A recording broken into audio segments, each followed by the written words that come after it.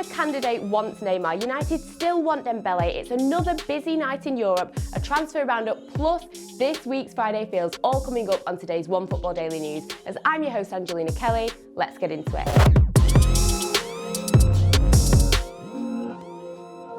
First up, and it is Barcelona. Now, as they are on the hunt for a new presidential candidate, there have been quite a few disagreements over Neymar and whether he deserves a place at the club. So first up, we have Emilio Ruzan. He is a potential candidate. Now, he was part of Jose Maria Bartomeu's team, but he's hoping to win people over by stating that he is going to bring in 2 new players, and one of them will be Neymar. Now, he has said that providing Neymar drops his demands of the club, for those who don't know, he is currently in the middle of a lawsuit with Barcelona. If he drops this, they will be more than happy to have him at the club. He's also said that the second player will be announced soon, and he's pretty confident because they've got a direct line to this player. Now, for me, this is all a little bit cloak and dagger. They've got a second player, but they're not announcing him yet. They've also apparently got a replacement for Ronald Koeman if he decides to not stay at the club, but again, he's active, so they're not sure if they can announce him. He's also got a sporting director, but again, he can't be announced. The only thing he said that the club can count on is that Xavi, Iniesta and Puyol will all be in the mix at the club. And he's also said that the stadium could have its name changed to include Lionel Messi. Now, this completely contradicts what the other Barcelona candidate, Toni Freixier, said. He has come out saying that he categorically does not want Neymar at the club. He's saying that the club should not be depending on Neymar. He's not even that good. He actually said he's not in the top 30 players in Europe at the moment, and that he just doesn't really want him involved with Barcelona. Now, regarding Neymar, I think to say that he's not in the top 30, I think that is a little bit of a reach. I'm pretty sure that he comes into the top 30. 30 is a big number. But for Neymar himself, if you're in a lawsuit with a club, I don't really see how you can come back from that one. And also, he did leave for a reason. He's at PSG. And if they manage to have a decent Champions League campaign this season, who's to say that he will even want to move to the Catalan Giants? But let me know what you guys think in the comment section. Do you think that Neymar should be going to Barcelona or not? Let me know. And next up, sticking with Barcelona, it is looking like Ousmane Dembélé is still on Manchester United's radar. Now, for Dembélé, let's be honest, it has been a bit of a nightmare since he moved to Barcelona. However, things have been looking up, and this season he's already made 9 appearances with 3 goals. Allegedly, the deal was on track in summer, but Dembélé wanted to stay at the club in order to try and find his place in the team under the new manager Ronald Koeman. Now, his current deal doesn't expire until 2022, and it's apparently rumoured that Barcelona will be looking for about 70-80 million euros for him. So with this in mind, it looks like Manchester United are going to want to try and get a loan deal for the player. Now, for me, I can't see this happening.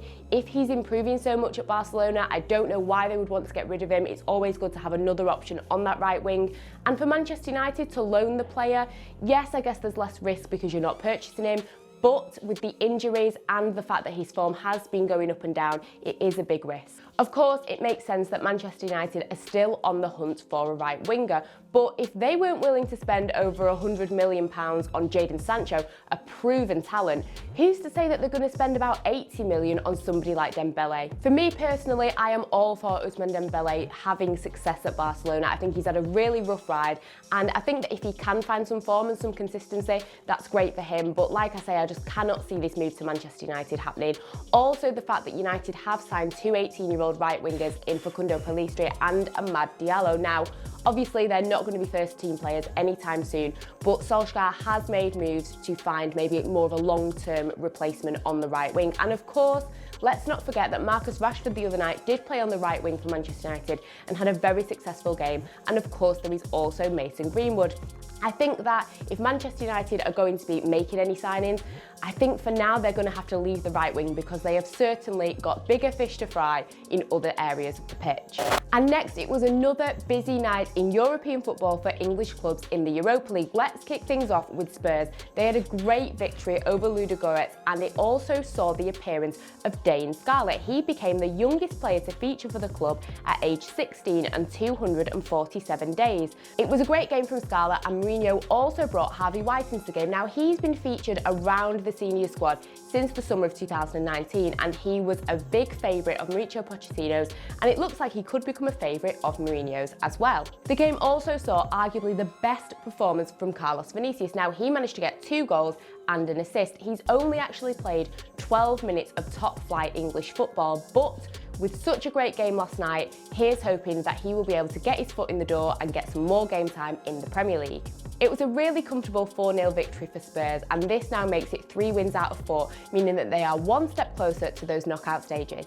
Meanwhile, Leicester left it very late but did manage to get a 3-3 draw with Braga. Now, the stars of the show had to be Youri Tielemans and James Maddison. They were serious catalysts in the game. And of course, the goal scorer at the end of the night on the 95th minute, yes, he left it very late, was of course Jamie Vardy. A great draw for Leicester, and this now means that they are also progressing into the next stage of the competition. Elsewhere, it was a really successful night for Arsenal as they got a 3-0 victory over Molde, and one of their best players had to be Pepe as he was seeking redemption after that red card at the weekend. He managed to score the opening goal and was such an important player as the Gunners booked their place in the round of 32. However, due to fog, Arsenal have had to stay in Norway for an extra day. They'll be flying home today, and let's hope that this does not affect their weekend clash with Wolves. And next we have our transfer roundup. This is where I take a look at some of the other news and transfers going on in the footballing world. And first up, it is looking like Inter Milan are going to try and get Olivier Giroud from Chelsea again in January. Meanwhile, in Italy, Juventus are keeping their eye on Donny van de Beek as he's really struggling with his game time at Manchester United. Aston Villa could make a January bid for Milo Rashka, who of course has been linked with RB Leipzig, Leverkusen and Wolfsburg. And finally, Dortmund's director sees Erling Haaland staying at the club for many more years, despite the 20-year-old being linked with a move to Real Madrid. And lastly, we come to Friday Feels. This is where you guys leave your footballing predictions in the comment section down below, and some of the correct ones will be read out on Monday. So, first off, Chelsea against Spurs. They have both had a really great run of form recently, but I feel that Spurs will get a 2-1 win. Over in La Liga, it's Real Sociedad against Villarreal. Now, again, two teams that are having a really good run of form, but I have a feeling this one could end in a 1-1 draw. And finally, Napoli take on Roma, and I think this is going to be a really easy win for Roma, and they will get a 2-0 victory. So that is everything for today's OneFootball Daily News. Thank you so much to you all for watching. Make sure you get involved in the comment section below. Check out all the other videos that we have got here at OneFootball, and until next time, I'll see you guys later.